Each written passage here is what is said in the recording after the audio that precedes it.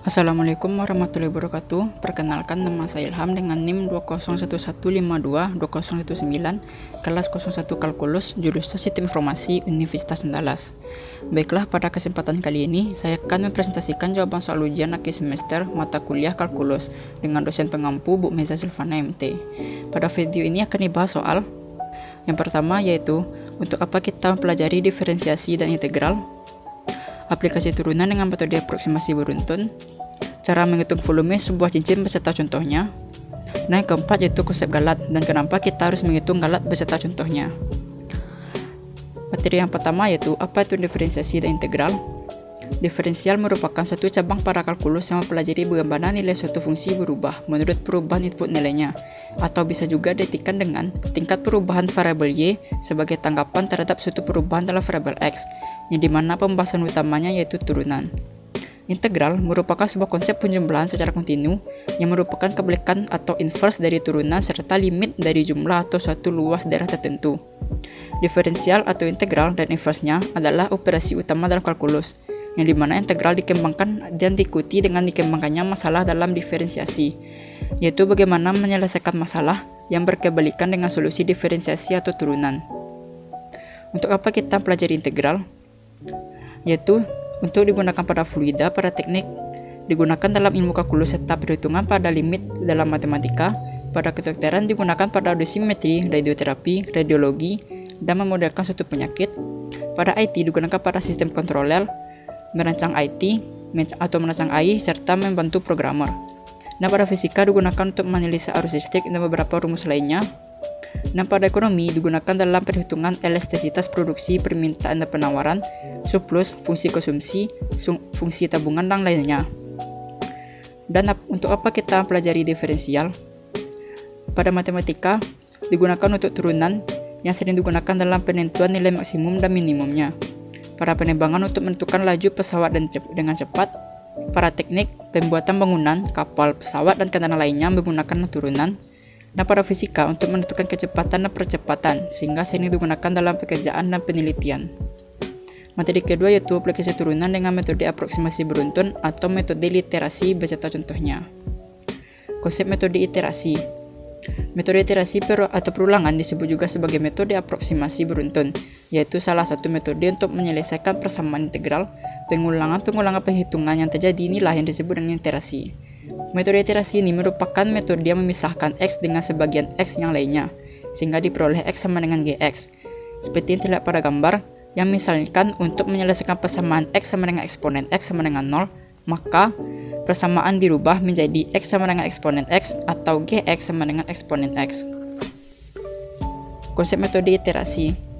Tujuan dari metode ini adalah mencari solusi dari suatu permasalahan atau sistem persamaan tertentu dengan algoritma yang pertama yaitu ubah bentuk fx sama dengan 0 menjadi x sama dengan gx.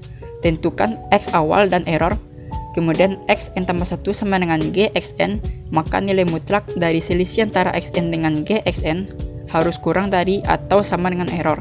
Jika memenuhi, maka solusi adalah gxn. Jika tidak, maka lakukan loop kembali ke langkah nomor 3. Contoh soal iterasi. Hitunglah 3 iterasi metode Newton untuk mendekati pembuat 0 fx sama dengan x kuadrat kurang 2 dengan menggunakan x1 sama dengan 1. Sebagai perkiraan awalnya yaitu karena fx sama dengan x kuadrat kurang 2, maka kita dapatkan turunannya yaitu 2x. Dengan rumus iteratifnya yaitu xn tambah 1 sama dengan xn kurang fxn per f aksen xn sama dengan xn dikurang xn kuadrat dikurang 2 per 2xn. Perhitungan 3 iterasi metode Newton, fungsi yang diberikan dapat ditunjukkan oleh tabel berikut. Dalam soal ini, terdapat 2 pembuat 0 fungsi tersebut, yaitu lebih kurang angka 2, yang sama juga dengan 1,414,214, sehingga hasilkan suatu pendekatan berselisih 0,00002 dari akar sebenarnya. Iterasi pertama proses ini digambarkan oleh gambar di samping. Materi atau pembahasan ketiga yaitu cara menghitung volume sebuah cincin beserta contohnya. Metode cincin. Metode cincin atau Wasser method ialah turunan dari metode cakram, yaitu suatu metode yang menggunakan integral dalam menentukan volume benda putar yang memiliki lubang. Cincin dalam metode ini dibentuk oleh hasil putaran persegi panjang terhadap sumbu putaran tertentu, atau sumbu putaran tidak berimpit dengan sisi persegi panjang, sebagaimana pada gambar di bawah ini. Pada gambar tersebut, dapat kita simpulkan yaitu R merupakan jari-jari dalam, yaitu pada bagian dalam cincin, dan R merupakan jari-jari luar, yaitu pada bagian tengah cincin sampai bagian luar cincin, dan T merupakan ketebalan cincin. Maka didapatkan rumus volume cincin yaitu V dikali R kuadrat dikurang R kuadrat dikali T. Dari rumus volume cincin tersebut dapat dihitung volume benda putar menggunakan metode cincin dengan menggunakan integral, sehingga didapatkan rumus volume benda putarnya V sama dengan V integral dari R besar X dikuadratkan dikurang R kecil X dikuadratkan dengan batas atas B dan batas bawah A dx. Contoh soal metode cincin. Tentukan volume benda putar apabila daerah dibatasi oleh parabola-parabola Y sama dengan X kuadrat dan Y kuadrat sama dengan 8X diputar mengelilingi sumbu min X. Penyelesaiannya yaitu sesuai pada gambar diketahui Rx sama dengan 8X dan Rx sama dengan X kuadrat, atau R besar yang R luarnya yang panjangnya itu 8X dan R yang kecilnya atau R bagian dalamnya yaitu X kuadrat. Maka didapatkan suatu hasil yaitu V sama dengan V integral dari 8X dikurang X pangkat 4 dengan batas atas 2 dan batas bawah 0 dx. Maka didapatkan hasil yaitu V dikali 8X kuadrat P2 dikurang X pangkat 5/5 dengan batas atas 2 dan batas bawah 0 sama dengan 48V/5, atau bisa juga disederhanakan dengan 30,16. Pembahasan keempat yaitu konsep galat dan kenapa kita harus menghitung galat beserta contohnya. Konsep galat. Galat atau error merupakan suatu kesalahan dalam proses pengambilan data. Galat juga didefinisikan sebagai selisih antara nilai yang terjadi sebenarnya atau eksakt dengan nilai perkiraan atau pendekatan. Pendekatan penghitungan galat menggunakan metode numerik, yaitu penjumlahan Dieman, aturan trapesium, dan aturan parabola, yang dimana metode ini selalu membahas tingkat kesalahan dan tingkat kecepatan proses yang berlangsung. Sumber galat. Yang pertama yaitu galat pembulatan atau rounding of error, yaitu kesalahan yang terjadi akibat pembulatan angka yang dimana kesalahan komputer dalam memberikan bilangan real. Yang kedua yaitu galat pemrograman yang terjadi bug pada program. Galat eksperimental yaitu terjadi dari data yang diberikan. Kemudian galat bawaan atau inherent error, yaitu kesalahan yang terjadi pada saat pengambilan data. Kemudian galat pemotongan atau truncation error, yaitu kesalahan yang berkaitan dengan metode numerik yang dipakai karena pembatasan komputasi yang digunakan. Kenapa kita harus menghitung galat? Galat dapat berasosiasi dengan seberapa dekat solusi yang datang terhadap solusi sejatinya, yang dimana semakin kecil galatnya, maka semakin teliti juga solusi numerik yang didapatkan.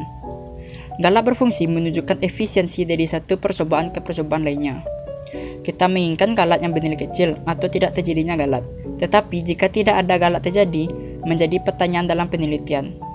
Jadi, galat dapat menyelesaikan soal perhitungan dengan menggunakan metode numerik dengan tingkat ketelitian yang tinggi. Contoh soal galat. Contoh soal pertama, misalkan nilai sebenarnya 10,45 dan nilai hampiran 10,5.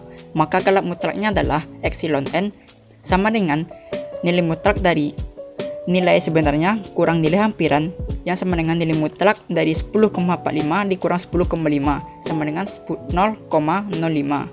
Dengan galat mutlak, kita tidak mengetahui seberapa dekat atau teliti hasil hampiran yang kita peroleh terhadap nilai eksaknya.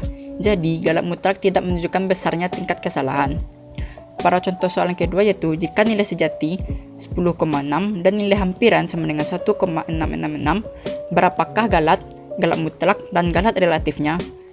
Galat mutlaknya yaitu 10,6 dikurang 1,666 sama dengan 10,6 dikurang 1666 per 1000 sama dengan 1 per 1000 atau 0,001. Galat mutlaknya yaitu nilai mutlak dari 0,001 sama dengan 0,001.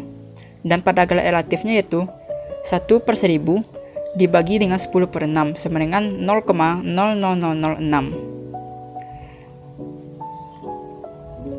Baiklah, sekian presentasi diri saya. Mohon maaf atas kesalahan dalam pembacaan. Terima kasih atas perhatiannya dan semoga video ini dapat bermanfaat. Saya akhiri, assalamualaikum warahmatullahi wabarakatuh.